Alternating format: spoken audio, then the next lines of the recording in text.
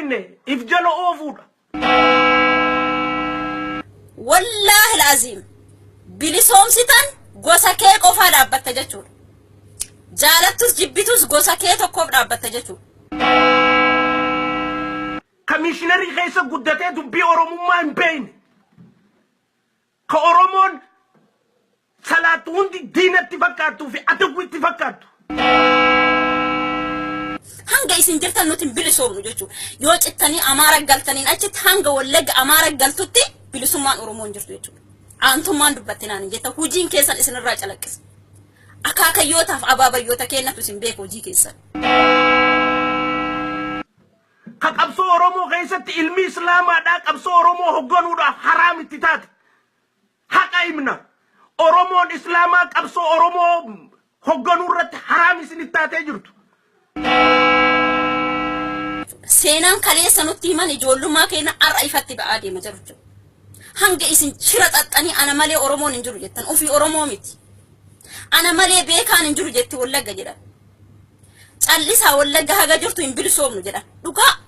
hanga isin jirtan eessaan bilisummaa argannaree garaa keessa dhukkuba keessan baannee teenna beekaa akka ijoollummaa keenya irraa nu himan aksattiin keenya waladda akkitti makmaaknu waladda akkitti waa faarfannu waladda akkitti sirbinu waladda aadaan teenya waladda waa meeqa keenyaa waladda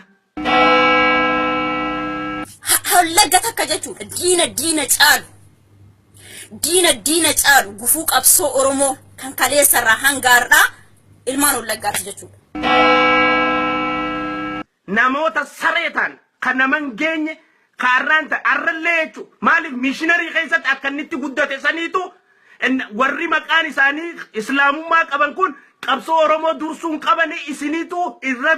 beekumsa qaba isiniitu irra dandeettii qaba isin namaan deemuu malee nama dala deemuudhaaf hin uumamne yaa ilmaan mishiinariidha kanarra qabsoo oromoo lafatti hambise isi warra wallaggaati jechuudha dhiigni keessan aadafu sanyii seexana yaa ilmaan mishiinarii keessa guddate warra nu maleedha kan qabsoo oromoo lafatti gajjiisee hambise wallaggaa malee een yaa ilmaan mishiinarii keessa guddate. What does it really mean to be a missionary? The dictionary defines a missionary as one sent on a religious mission. Jesus said that he came to seek and to save the lost. What is our responsibility as a follower of Jesus? All of us, regardless of age, gender, experience, occupation, race, are called to be missionaries. Missionaries in our homes, in our communities, to our family, to our friends, to our neighbours, to strangers, whoever we come in contact with. In Desire of Ages, page 195, we read, "Every true disciple is born into the kingdom of God as a missionary. He who drinks of the living water becomes a fountain of life.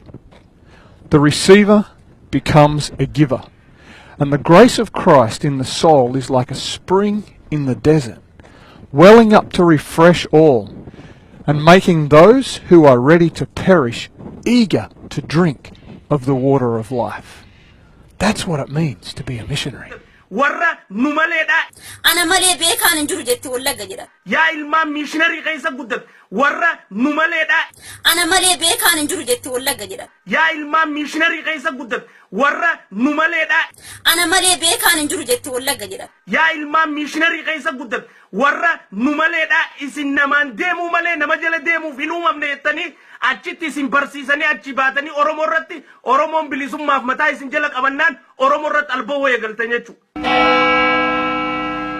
Isin malee eenyu kan oromoo gurguratu mee gosuma barbaadde gosa oromoo keessa kutaa 11 keessa kutaan tokkocha akka dugugguruu lafee ta'e oromoo bichaa miti sabaaf sablamni isin beeka waan amaaran ta'e sabaaf sablamni isin beeka jechuudha akka isin gufuu qabsoo oromoo taatan jechuudha orwallagga. Missionary mitinuti kaayoo missionary tin iyaanu warri kaayoo missionary tin yaa'utu arraantana juwaari irra bobba'u jira mataa dhoyfatee jechuudha mataa dhoyfatee nyaatni nuu kannameeti mitinuti kaayoos kanuu himan wayyaanee lammataa diinni oromoo lammataa ilmaan wallaggaa kan taate jechuudha isaan irratti xiyyeeffachuu qabda diina irratti xiyyeeffanna jennee turre warra nu maleedha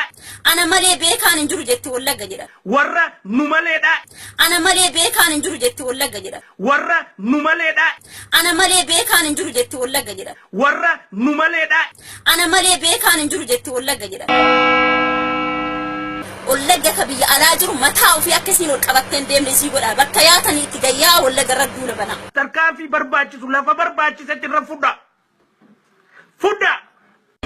القسام والرعب بإسرائيل قم يا ابن القسام وقول هي صواريخ مداها يطول جينا بالعصف المأكول نمحي كيانك إسرائيل قم يا ابن القسام وقول هي صواريخ مداها يطول جينا بالعصف المأكول